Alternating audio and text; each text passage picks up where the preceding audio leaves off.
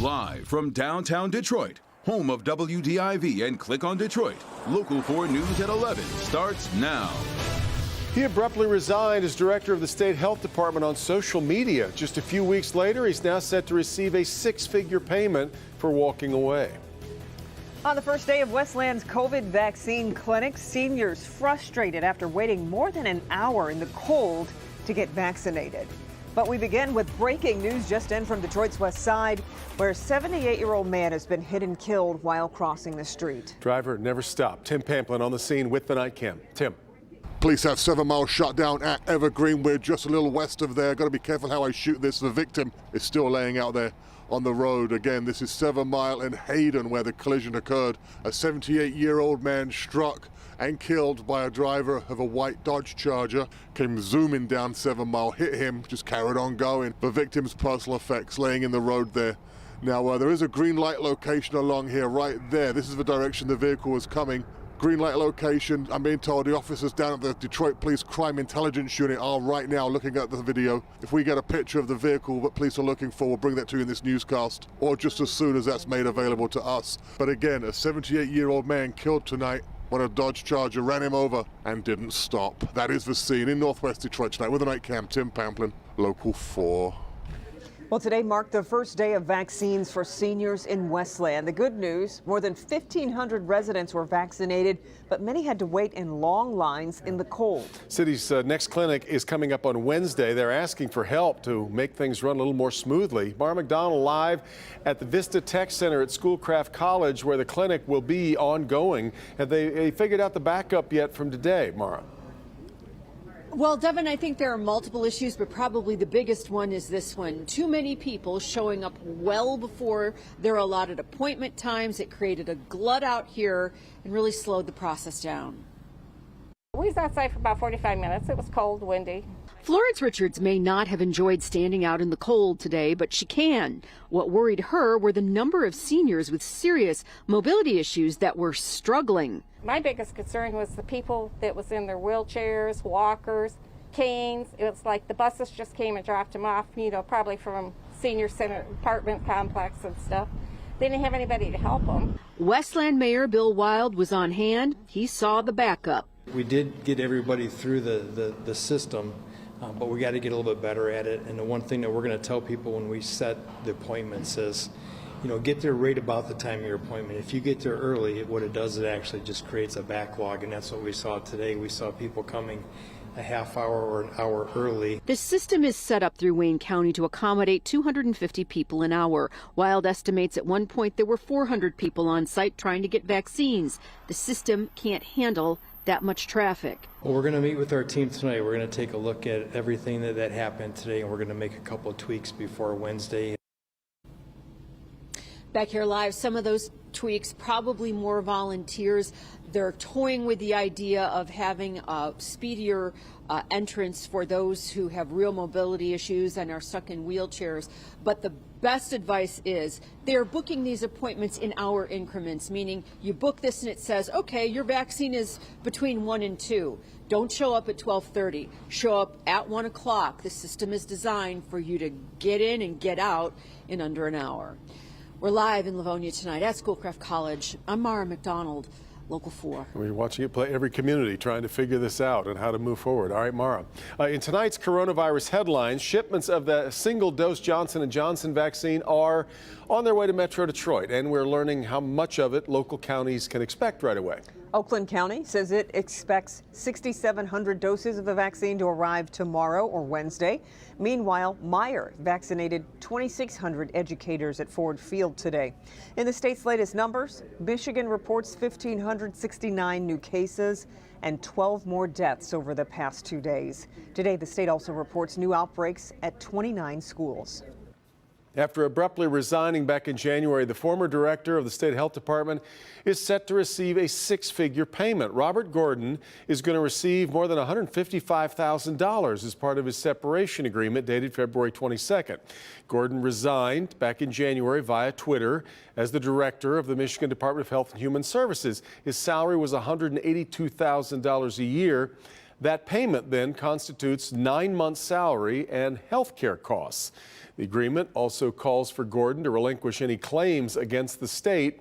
Neither Governor Whitmer's office nor Gordon have commented much at all about his departure from the job, nor are they commenting on the agreement. It is well documented how much teachers spend out of pocket on their own school supplies, so to have them stolen is adding insult to injury. But that's what happened to a teacher from Plymouth today, although the thief didn't exactly know what they were snatching here. Jason Colthorpe is live tonight. And Jason, we again have a case of packages stolen off a porch. Exactly what we have here, Kim. And of these packages, the contents inside, one of them were irreplaceable.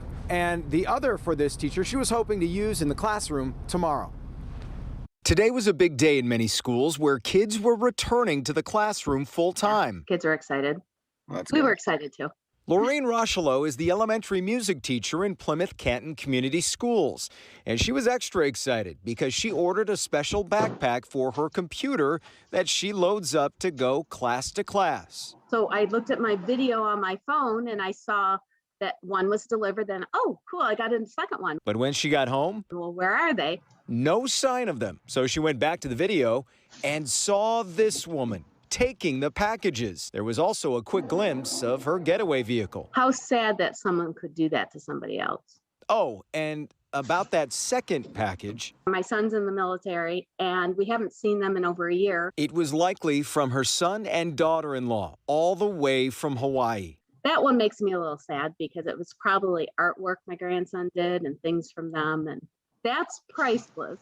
As is most artwork done by 15-month-old grandkids. In this time when everyone's already being hurt over things and lots of stuff going on right now. And, you know, for us teachers, we've gone through a lot. And then, you know, I'm not mad at her because it's hard to be mad at someone when you don't know what they've gone through too, because obviously she must be going through something too to go and just take things from people. Yeah, and obviously we did get a very good look at the woman in that video and a partial look at the vehicle she was driving. It looks like it could have been an older model Ford Escape or Mercury Mariner, light in color. If you recognize the woman or the vehicle or have anything that might help police with this, call Sergeant Josh Carroll at the Plymouth Police Department. Reporting live tonight, Jason Colthorpe, Local 4. All right, Jason, thanks.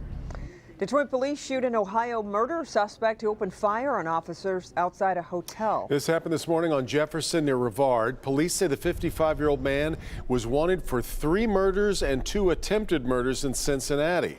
And officers were waiting for the man to leave the hotel before trying to arrest him. Well, when he saw them, police say he started shooting. I came out the room, just a full-fledged shootout. You had like a million police, everybody was shooting. This was a very dangerous suspect. Clearly, he was focused on one thing, and that's take additional lives. Man is hospitalized in critical condition. Fortunately, no one else was hurt. A Sterling Heights police officer has now resigned over a controversial Facebook post. The officer was first put on unpaid leave last week for what the city called a disturbing image that was posted on the officer's private page. The city would not say what the picture showed, but released a statement reading in part, quote, "This incident is confirmation that the city must remain vigilant in identifying and rooting out such behavior, which has no place in a municipal organization that serves an incredibly diverse population." Tomorrow, Secretary of State Jocelyn Benson will be announcing the results of the state's large-scale election audits. News conference planned for 10:30 tomorrow morning.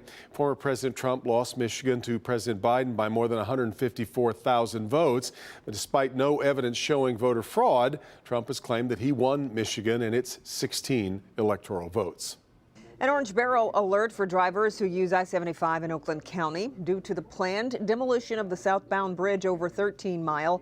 Both northbound and southbound lanes of the freeway will only have one lane open tomorrow from 9 a.m. to 3 p.m. while crews install a traffic shift. Both sides are expected to have 2 lanes of traffic back open by rush hour tomorrow. Still ahead, the estate of Aretha Franklin reaches a deal with the IRS. What the family just agreed to do while facing a tax bill of nearly $8 million. That's just ahead. Let's check in with Ben.